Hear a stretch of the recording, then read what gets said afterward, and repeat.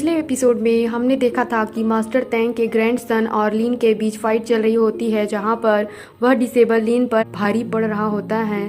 लीन उसके सामने टिक नहीं पा रहा होता है और लीन भी इस बात को अच्छे से जानता था, इसीलिए वह यहाँ पर भागने का फैसला करता है, जिसके लिए उसने एक प्लान तैयार कर लिया था। वह यहाँ पर अपनी फ्लाइंग स्वर्ड का इस्तेमाल करके उस डिसेबल के ऊपर अटैक कर दिया था, जिसे वो ब्लॉक करने में सफल हो गया था। लेकिन दूसरी तरफ उसका ध्यान लीन पर नहीं था और इसी मौके का फायदा उठाकर लीन ने एक सीमेंट की बोरी को उसके ऊपर फेंक दिया, जिसकी वजह से उसके चारों तरफ धुआं ही धुआं हो गया था। अब आगे हम देखते हैं कि लीन की ऐसी हरकत को देखकर उस डिसेबल को काफ़ी ज़्यादा गुस्सा आ जाता है और वो कहता है कि अब तो मैं तुम्हें किसी भी हालत में ज़िंदा नहीं छोड़ने वाला। जिसके बाद वह लीन का पीछा करने लगा था। जैसे कि हमें पता है कि यह सिटी उस डिसेबल के ग्रैंडफादर की सिटी है, इसलिए वो यहाँ पर हर तरह की टेक्निक को इस्तेमाल कर पा रहा होता है, जबकि यहाँ पर लीन को काफ़ी ज़्यादा मुश्किलें हो रही होती हैं। यहाँ पर वो हर एक टेक्निक का इस्तेमाल नहीं कर पाता। दूसरी तरफ बाकी और डिसेबल उसके सामने आ जाते हैं और उसको परेशान कर रहा होता है। लीन डिसेबल को काफ़ी आसानी से संभाल पा रहा होता है, लेकिन मास्टर तैंग के ग्रैंडसन को संभालने में लीन को काफ़ी ज़्यादा दिक्कत हो रही थी, क्योंकि वह डिसेबल लीन के ऊपर लगातार स्पिरिचुअल रेजर का इस्तेमाल करके लीन के ऊपर हमला करते जा रहा होता है, जिसकी वजह से यहाँ पर लीन धीरे धीरे ही कमज़ोर होने लगा था। लीन वहाँ पर अपने ओस के पानी को पीते हुए अपनी एनर्जी को दोबारा बढ़ा लेता है, जिसके बाद हम देखते हैं कि वह डिसेबल हंसते हुए कहता है कि तुम्हारे पास तो कई सारे ट्रेजर हैं, यह देखकर मुझे अच्छा लगा। तुम्हें मारने के बाद मुझे बहुत कुछ मिलने वाला है। लीन वहाँ पर उसे कोई जवाब नहीं देते हुए लगातार वहाँ पर खुद की जान बचाने के लिए भागने लगता है और फिर हमें यहाँ पर बहुत ही ज़्यादा ज़बरदस्त सीन देखने को मिलता है। इसके बाद वह डिसेबल हमला करते हुए कहता है कि यह हमारी सिटी है, तुम यहाँ से बच ही नहीं सकते। जो कहते हुए उस डिसेबल ने अपने 1000 ट्रिगर टेक्निक फॉर्मेशन को तैयार कर लिया था, जबकि साथ ही साथ देखते हैं कि लीन की भी ओस की एनर्जी ऑलमोस्ट खत्म होने वाली थी। जिसके बाद हम देखते हैं कि वह डिसेबल अपने हजारों ट्रिगर टेक्निक के साथ में लीन के ऊपर हमला कर देता है, जिसकी वजह से चारों तरफ धुआं फैल गया होता है। इसके बाद उस डिसेबल को लग रहा होता है कि उसने लीन को यहाँ पर हरा दिया, लेकिन धुआं उड़ने के बाद हम देखते हैं कि बेशक लीन यहाँ पर जख्मी हो गया था, लेकिन वह अभी भी जिंदा सही सलामत है। साथ ही साथ उसे सिटी के राज के बारे में भी मालूम हो गया था। तैंग फैमिली पूरी सिटी को इन लालटेन्स की मदद से कंट्रोल करती है। इन लालटेन्स के अंदर से ही इन फॉर्मेशन को बिछाया गया है, इसीलिए हम देखते हैं कि यहाँ पर लीन ने फिर से अपने हेवनली फ्लाइंग स्वर्ड को इस्तेमाल करते हुए उड़ना शुरू कर दिया था, जो कि साथ ही साथ उसका फ्लाइंग स्वर्ड उन लालटेन्स को भी ब्रेक करते जा रहा था, ताकि वो किसी भी फॉर्मेशन के कैद में ना आ पाए। लेकिन ये बात उस डिसेबल को बिल्कुल भी अच्छी नहीं लगती। वह गुस्से में कहता है कि तुम्हारी हिम्मत कैसे हुई, तुमने मेरी फैमिली फॉर्मेशन को ब्रेक कैसे किया। और यह कहते हुए वह लीन के ऊपर ज़बरदस्त अटैक करने लगता है और साथ ही साथ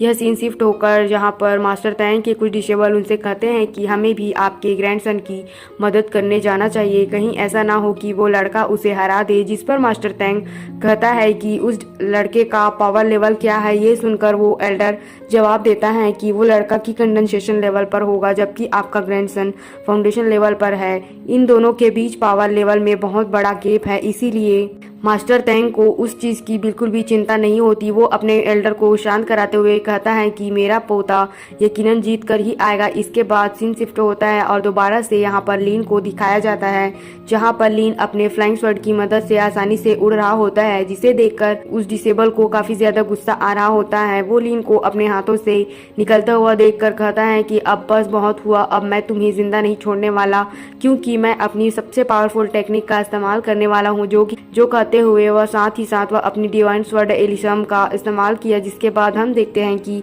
वहाँ पर उसका स्वर्ड एक बहुत ही बड़ा स्वर्ड बन चुका था। और फिर वह डिसेबल गुस्से के साथ में लीन से कहता है कि तुम्हारा किस्सा अब यहीं पर खत्म होता है। अब यह कहते हुए ही उसने लीन के ऊपर हमला कर दिया। लीन भी उस स्वर्ड को अपनी तरफ आते हुए देखकर परेशान हो जाता है, क्योंकि वो स्वर्ड बहुत ही बड़ी थी और लीन वहाँ पर बहुत ही कोशिश करने के बाद भी उस स्वर्ण के रेड से नहीं निकल पा रहा होता है और आखिरकार हम देखते हैं कि वह स्वर्ण लीन की बॉडी से टकराते हुए सीधा जमीन को हिट कर देती है, जिसकी वजह से वहाँ चारों तरफ बहुत बड़ी तबाही मच चुकी थी। वो डिसेबल ये देखकर काफ़ी ज़्यादा खुश हो गया था, क्योंकि उसे लगता है कि उसने यहाँ पर लीन को हरा दिया। लेकिन धुआं हटने के बाद उसे पता चलता है कि अटैक होने के बाद भी लास्ट मोमेंट में ही लीन वहाँ से टेलीपोर्ट हो गया होता है, जिस बात ने तो उस डिसेबल को और भी ज़्यादा गुस्सा दिला दिया होता है। यहाँ पर वह हंसते हुए कहता है कि तुमने तो मुझे काफ़ी ज़्यादा परेशान कर दिया, अब तो तुम्हारे साथ खेलने में मज़ा आएगा। बेशक अब तुम डेंजिया सिटी से बाहर निकल चुके हो, लेकिन तुम्हारी जान अभी भी नहीं बचने वाली।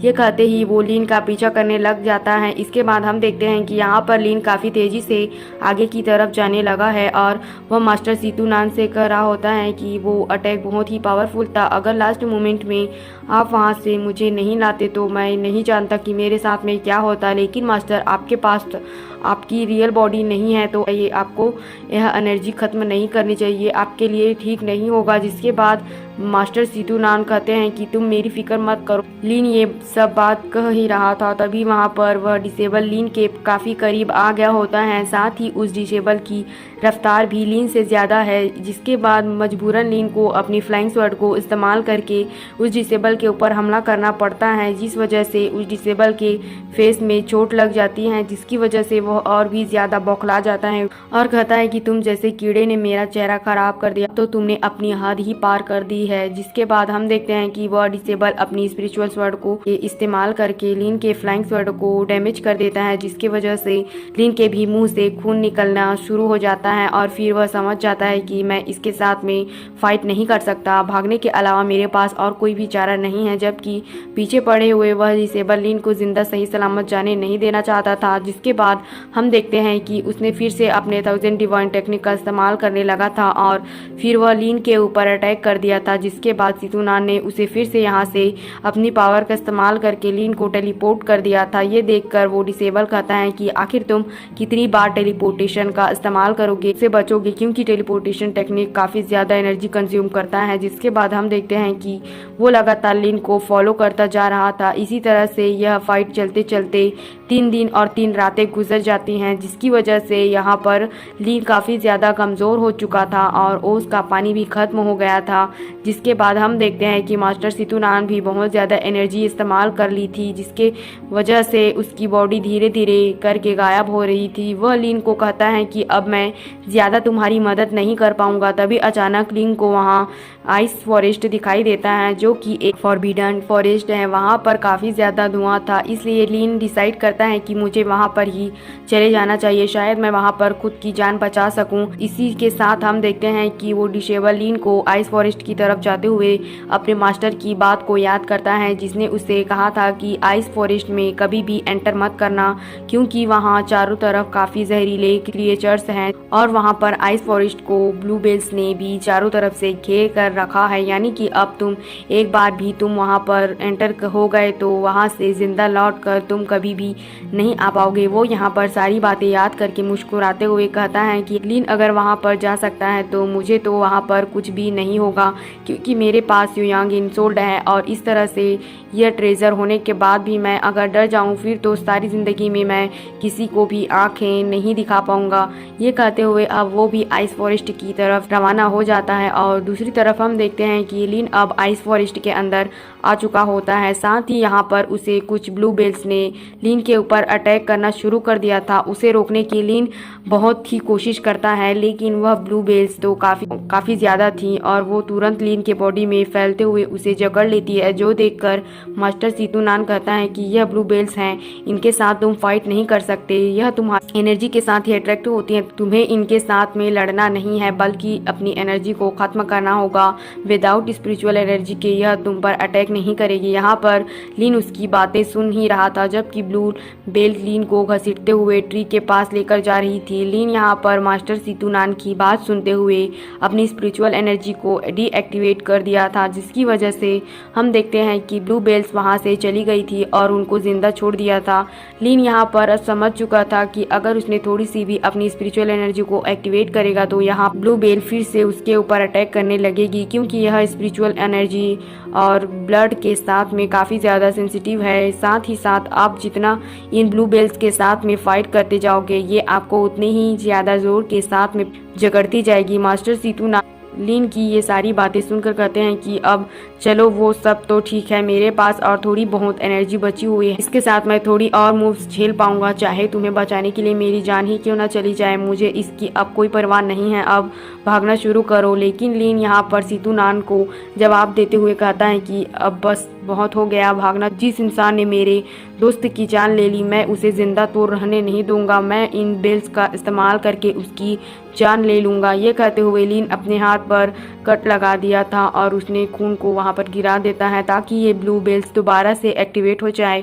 और यहाँ पर बिल्कुल ऐसा ही हुआ और साथ ही साथ हम देखते हैं कि वो डिसेबल भी यहाँ पर पहुँच गया था और यह एपिसोड यहीं ख़त्म होता है। अगर आप अगला एपिसोड देखना चाहते हो तो कमेंट ज़रूर करना और हमारे चैनल को सब्सक्राइब और लाइक करना।